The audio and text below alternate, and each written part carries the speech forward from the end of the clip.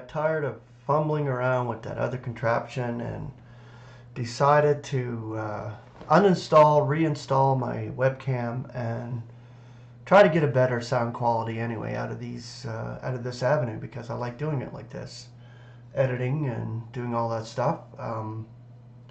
Still waiting for my mic, but that should be here next week, Lord willing. And then I'll have a better sound quality anyway. So hopefully you can hear me today, because this is how I'm doing my video. It is Saturday and we're on to scene 9. So thank you for joining me and listening, and I always appreciate every comment that I get. I said that yesterday, but it's important to emphasize this. We're here to build each other up. We're here to lift each other up in spirit. These are wicked days, and the more consolation and the more lift up in spirit we receive from each other, the better it is. And it's building up the body of Christ. And this is what our aim is. This is what my aim is to come to you and bring you a message and share this message. And hopefully it lifts up your day and it gets your day going. And this is what I do every morning. I watch my videos. I watch Michael Knott's, excellent, awesome. And I watch Martin Zender, of course, and whoever puts out videos on a daily basis. I have that list there for my new subscribers. You can go check it out. Just hit the see more button.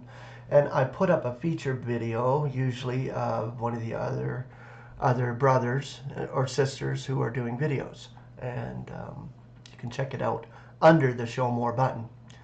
I also have a contribution link there, PayPal link. You can contribute to the work that's being done here. And I appreciate every contribution. God's gift. And that's what it is.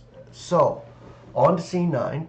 I also do want to tell you that our sister Catherine Holmes, who is in Australia, she started to do a live video chat, which is great. I love it.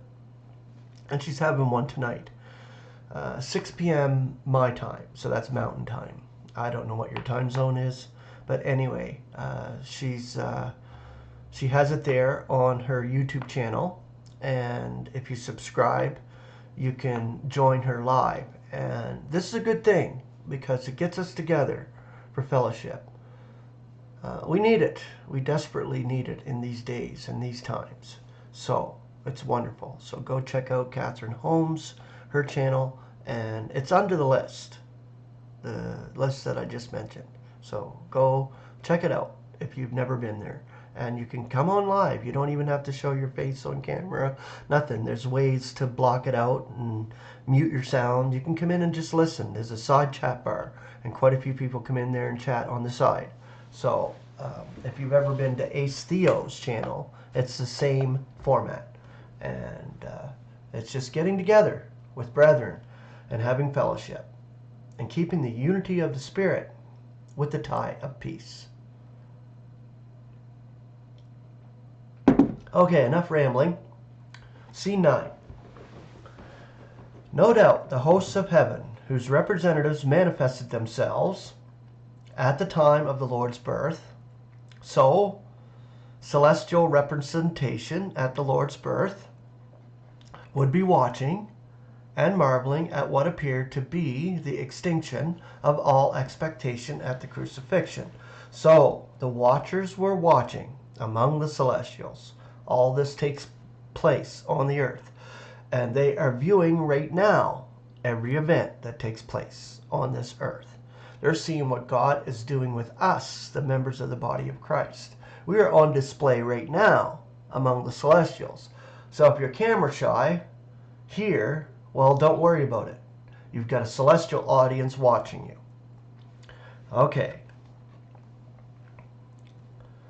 Okay, but their presence is not indicated. Okay, but in this next scene, 2 of their number, clothed in light, are seen at an empty tomb, and they greet those bringing spices with astounding words. Why are you seeking the living with the dead? He is not here, but was roused. Be reminded how he speaks to you, being still in Galilee, saying that the Son of Mankind must be given up into the hands of men, sinners, and be crucified. The third day rise. Luke chapter 24, verses 6 through 8. In this way, the Lord's resurrection was first proclaimed. And that was by heavenly messengers that came down there at the empty tomb. In our previous scenes, God's purpose has seemingly been steadily contracting, but from this point it begins equally steadily to expand. Paul, in his Colossian letter, describes Christ as being firstborn from among the dead, that in all he may be becoming first. Colossians 1:18. In Corinthians, he says, "Yet now Christ has been roused from among the dead, the first fruit of those who are reposing. For even as in Adam all are dying, thus also in Christ shall all be vivified."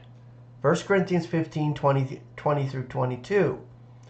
Firstborn, first fruit. These terms indicate more to follow.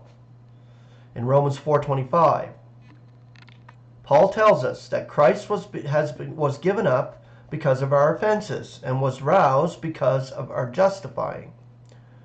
The just award, though ours now, is eventually for all mankind, for life's justifying. Romans 5:18. God's purpose is already expanding again to cover all mankind. In 1 Timothy 2:4, Paul tells us that God wills that all mankind be saved and come into a realization of the truth. And they will. And in 1 Timothy 4:9, he asserts that we rely on the living God, who is the Savior of all mankind. But let us look again at 1 Corinthians 15 and read the passage from verse 20 to 28 and note what comes about as a direct consequence of Christ's rousing. In the Concordant Version, these verses are enclosed in parentheses, showing that they are all to be taken together. Okay, so here is the passage. "Yet now Christ has been roused from among the dead, the first fruit of those who are reposing. For since in fact through a man came death, through a man also comes the resurrection of the dead. For even as in Adam all are dying, thus also in Christ shall all be vivified. Yet each in his own class, the first fruit Christ, thereupon those who are Christ's in his presence, thereafter the consummation, whenever he may be giving up the kingdom to his God and Father, whenever he should be nullifying all sovereignty and all authority and all power.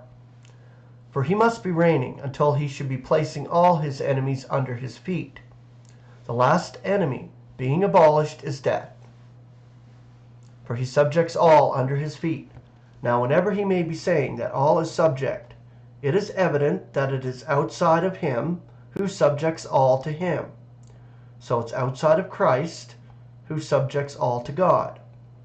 Now whenever all may be subjected to him, the Father, God, then the Son himself also shall be subjected to him, God the Father, who subjects all to him, which is Christ, that God may be all and in all."